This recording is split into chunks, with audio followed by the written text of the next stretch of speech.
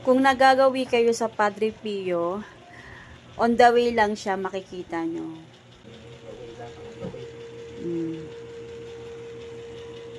Diba? So, ayun na nga. Galing kami ng Bulacan. Kung yung iba, na mimili sila ng panghandaan, kami, galing kami sa Bulacan, ang binili namin, gulay and prutas.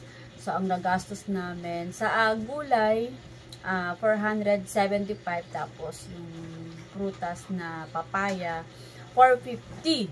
Tingnan nyo. Here. Kasi last time, nakabili nga kami ng papaya. Ang sarap talaga. Ang tamis. Ito, ang laki, oh. 3 siya. Kinilo pa talaga nila to. Diba? Ang mura, oh.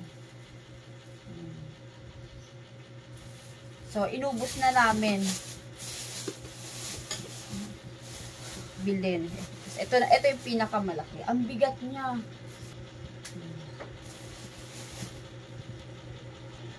Ngayon, ipapakita ko naman yung gulay na nabili natin. Ay, good thing na lang talaga na malapit lang kami sa Bulacan. Care and care nagbiyan. Sariwa pa.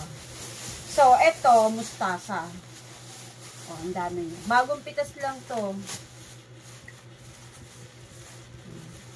Nakaganyan pa siya, guys, oh. Nabili namin gulay, 475. 70 pesos yan, 1 kilo. O, 70 pesos daw, 1 kilo na itong mustasa. Tapos, yung sitaw naman, guys, tingnan nyo. 170 yan. 6 na tali. Ito naman, tingnan nyo yung guys. O, yung sitaw, ang dami-dami, di ba? O, haba-haba. Ilang tali to, di? 5. 5, o. 5, 6. 5, 6. So, 175 lang daw to. 170. Ay, 170. O, 170. Kumubo ka pa, 5 piso ah. 1, 5 ata yan. 3, 4, 5. 6 na tali. Diba? Tapos, meron kaming lettuce. So, magkano daw sabi ito yung lettuce? 70 pesos, 1 kilo. Oh, 70 pesos din. And, of course, bumili na rin ako ng ganito kasi sariwa. Patola, maganda to ngayon dahil, di ba, ang lamig-lamig ng panahon. So, magsusup kami. Miswa. Maganda to kasi bata pa. So, malambot ang patola kapag ganito.